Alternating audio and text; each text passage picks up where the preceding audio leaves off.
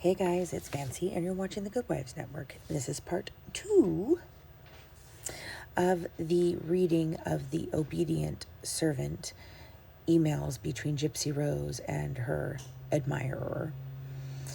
We left off last on number 7 between them, and this is where they were asking them what day. They asked Gypsy what day of the week they felt would be the best. So let's dish. So now this is outbound from Gypsy to the admirer, and she says, "What are your plans for the week? Fridays would be best, I think. Thank you so much. Have you seen any other good movies lately?" So this is now confirming a schedule, and she's giving casual conversation.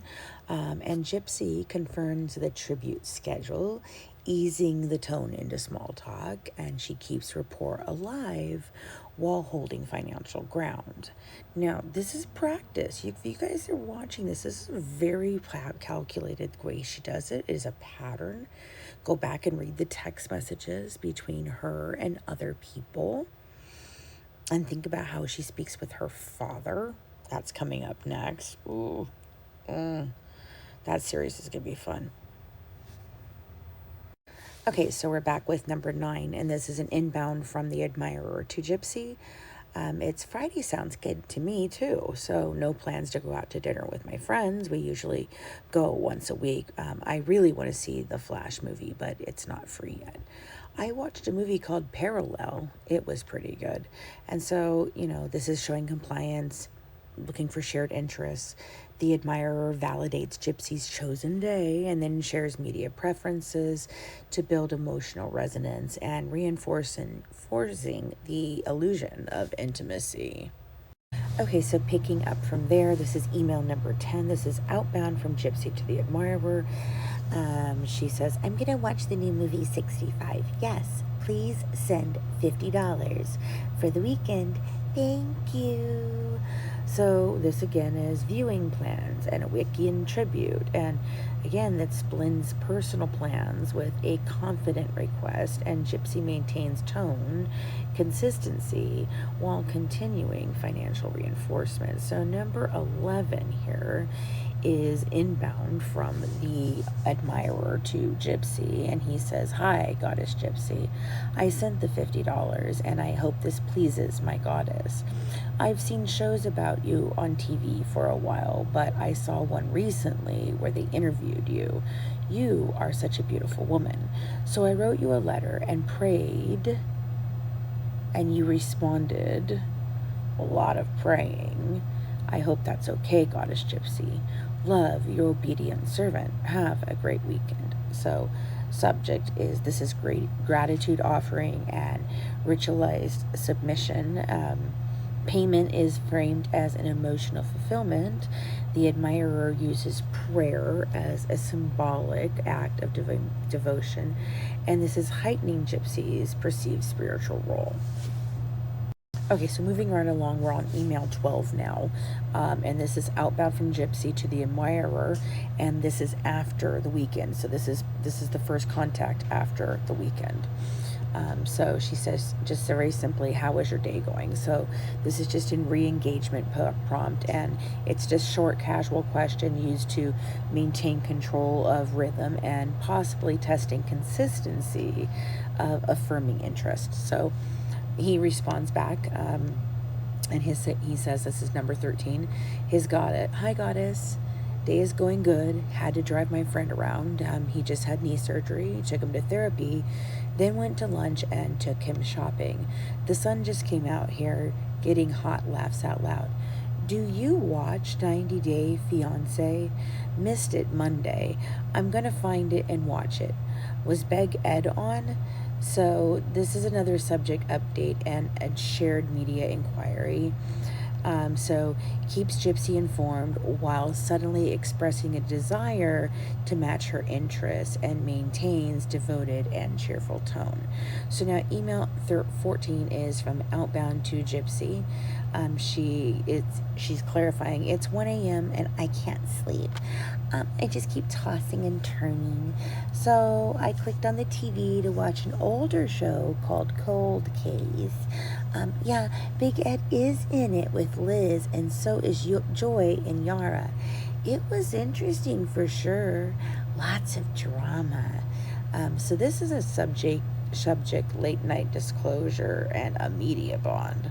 So by revealing restlessness and personal choice, Gypsy deepens emotional connection, leveraging shared TV show anchors their dialogue. So now of note, these are seeming like they're almost more like text messages. So I'm wondering if on the tablet, if they have more of a texting app kind of situation, because these seem like these are happening rapidly, and it's almost as if this is actually like a continuous conversation and not, hey, I have to wait 6 hours or 24 hours or whatever to get this response. These things are happening way too fast. So I'm wondering about that. I'm going to inquire about that and see if I can find out more about how that works. Because I know she was using the tablet, and there's times where her tablet got broken, and she talks about that here. So we're going to move right along here. We're doing, let's see, yeah. All right, so this is an inbound one from the admirer to Gypsy. This is email 15, and it says, "Hi, Goddess Gypsy. I used to watch that show a long time ago and then started watching it a little recently. Good show. Always liked the ending."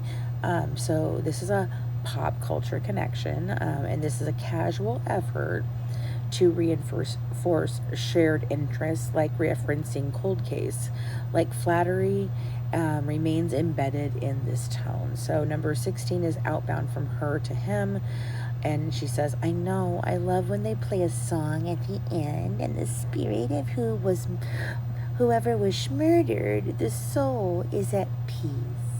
I always get so sappy."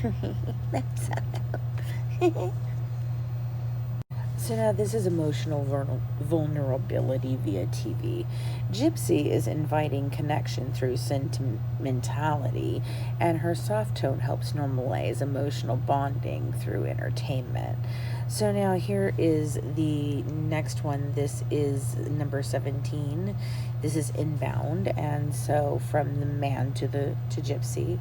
"Me too. I get a little sappy at the end too." Goddess laughs out loud. "It's a beautiful day today.